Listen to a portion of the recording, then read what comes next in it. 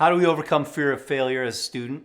Well, being a student is a time when we can face a lot of fear and failure can come up frequently. What can you do about it? Stick around. I got 5 tips that'll help you overcome fear of failure as a student, because you know what? I suffered with this substantially. I was a terrible student all through high school, and miraculously I got into a college that would take me. And the first thing that I would say to any student that is fearful of failure is stop comparing yourself to others. You cannot do this. You will always lose. No matter where you stand, you will always lose, because the moment you get into a game of comparison, even if you're at the top, you're losing because you're now puffing yourself up and distancing yourself from those that you could learn from. Even though their grades may not be as high as yours, your sense of superiority closes off your ability to learn. When you're diminishing yourself, your sense of inferiority diminishes your capacity to learn new things because you're already beating yourself up. So stop it. Just let it go. You are what you are. You learn what you learn. Quit worrying about what everyone else's grades are. I know we worry about these things. Oh, my job, my acceptance into grad school, blah, blah, blah, blah, blah. We say all these things, right? I got into college with a 2.0, and my school counselor did not believe for a second that I was going to college. She was trying to get me jobs of like a fireman, a garbage man. These are the type of jobs that my school counselor was, I was in remedial classes until 11th grade. So I was not your great student, but I was comparing myself constantly to what I thought was the intelligence of others, and it made me feel so woefully inadequate, and it made it very hard for me to get over. Then you have to drop out of your fear of the future. What is going to happen to me if I fail this class? What is going to happen if I don't get an A? All these things we worry about. Stop it.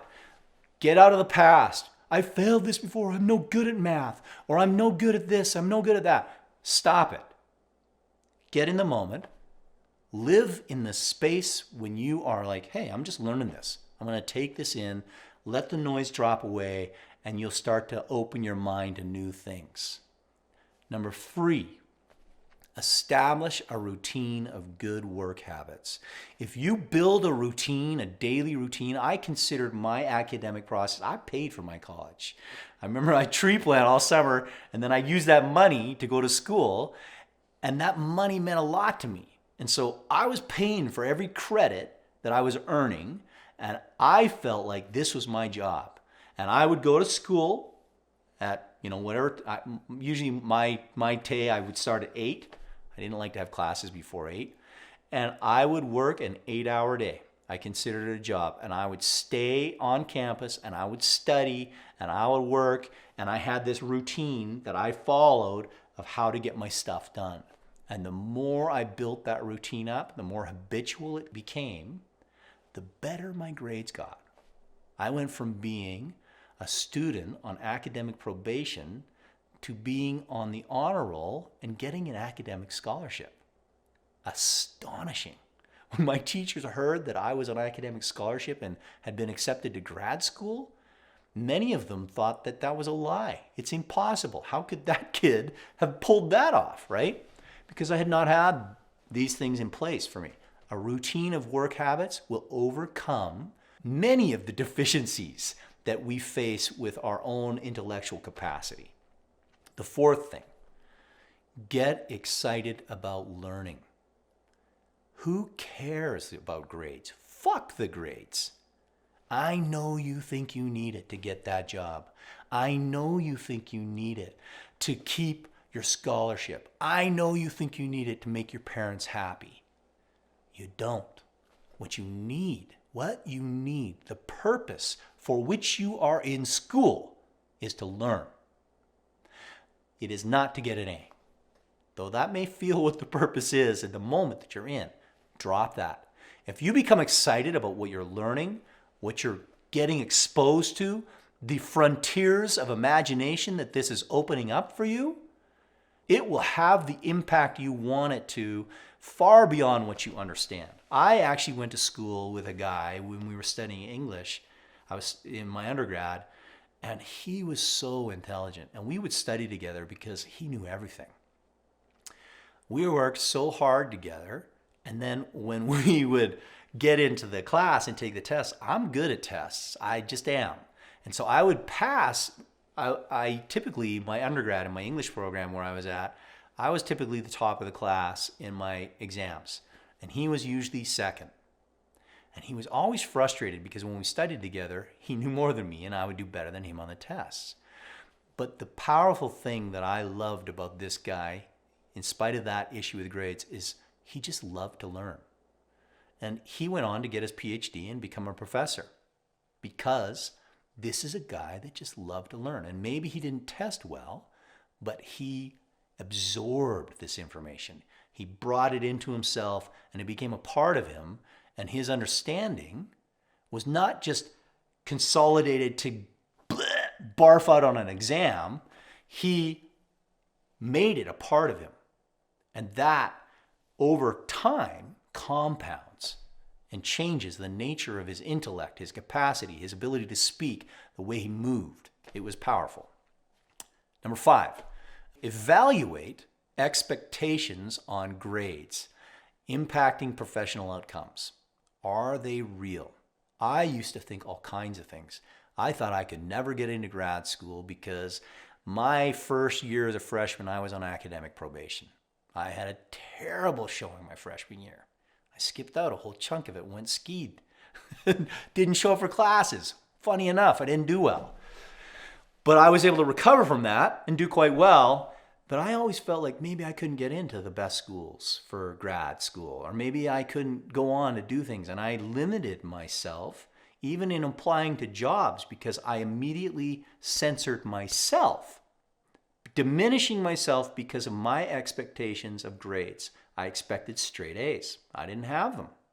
Consider the fact that there are people all over the world running and leading incredible companies. Consider Richard Branson, owner of Virgin Air, many other companies, multi-billionaire. That guy barely functioned in the academic world. His grades weren't good. He didn't do that awesome. However, he didn't worry about his grades. He didn't think that that was a limitation for his professional development, and it wasn't. What you expect and what you believe is what you will get. So quit diminishing yourself for your grades. You're there to learn. You're there for an experience. Absorb it. Let it all go. Quit comparing. And you'll find that school becomes much different. And I'll tell you what happened to me. I finished my undergrad shocked because when I finally graduated, I graduated at the top of my humanities department with the best grades in my program. And I couldn't believe it. I had never achieved like that kind of academic those kind of academic accolades. Never. It astonished me. And I applied to grad school. At the time, I thought I would be professor. So I went on to study English literature. And when I got into my grad program, I felt overwhelmed. I felt I was outclassed. I felt like maybe I didn't belong because it was a better program than I felt I should have got into. I was comparing myself.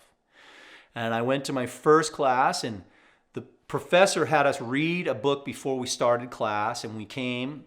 And then we would discuss the contents of the book. The English program that I was in was heavy with rhetoric and, a lot of this rhetorical criticism that we used words that I had learned just recently on deconstructionism and postmodernism and all these different schools of thought and lenses that I had just started learning how to use to evaluate literature.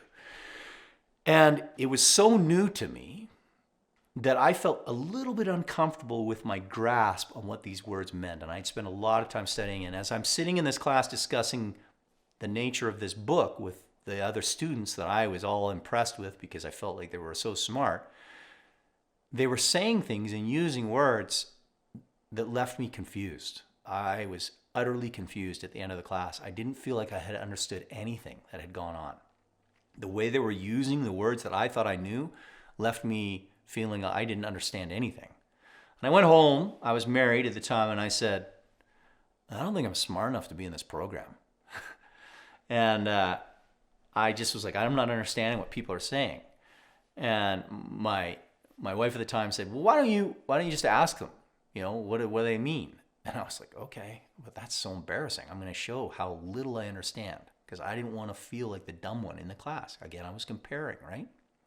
Got to class the next day, and it just happened to be this girl that made a comment using a bunch of these words, and it's lovely sentences, sounded really, really brilliant what she said, and I didn't understand a damn thing. And when she finished, I put up my hand, and my professor called on me, and I just said, look, I'm struggling to understand what's going on in this class, and I'm sorry if you guys have to back up for me, but my understanding of the words you used are, and I gave a couple of the words and how they're defined, and then how it was used in the sentence, and I'm like, I don't understand what that means, according to what I believe the word means. And the girl looked at me like I was an idiot, and I was embarrassed, and I looked at the professor, and he says, yeah, I didn't understand her either. What do you mean? And then her face went beet red. And I realized in that moment, this was academic posturing. I was in a class where everyone was trying to show everyone else how bloody smart they were. They weren't there to learn. They weren't there in curiosity trying to divulge the meaning of this text in a way that meant something to them. They were trying to show the professor and everyone else in the class that they were smarter than everybody. It was a comparison game. And I, in my psychosis, was sitting there thinking, oh my gosh, I'm such an idiot. I don't understand anything. I don't know what these words mean. And in that moment, I realized, oh, I belong in this program. I know enough to survive.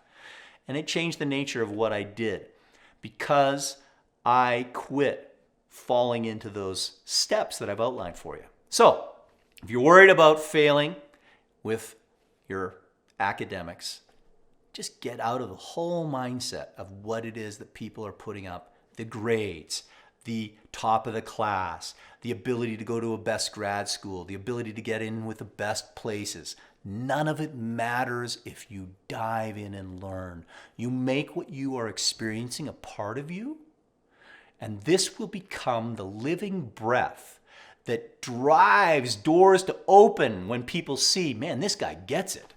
Because it's not about getting the A, it's about being the thing you're learning. That changes everything. It changes the nature of how you learn. It changes the nature through which it hits you, and it allows you to feel confident and not worry and succeed and let the grades go. That's all I can say. So, if this is you, if you have been struggling to feel like you're a failure because of poor grades or something like that, maybe you want to know, stick around for this video on how we can face the future without fear. Because there's a lot of fear involved around that kind of stuff. And I'd love to know what you have done to step away from this concept of failure in academia to overcome it and succeed yourself, if you've done that, or are you still struggling with it? What's going on with you? Let me know. I'm James Burnham. Thanks for joining me. Like, subscribe, follow. I'd love to have you be a part of this.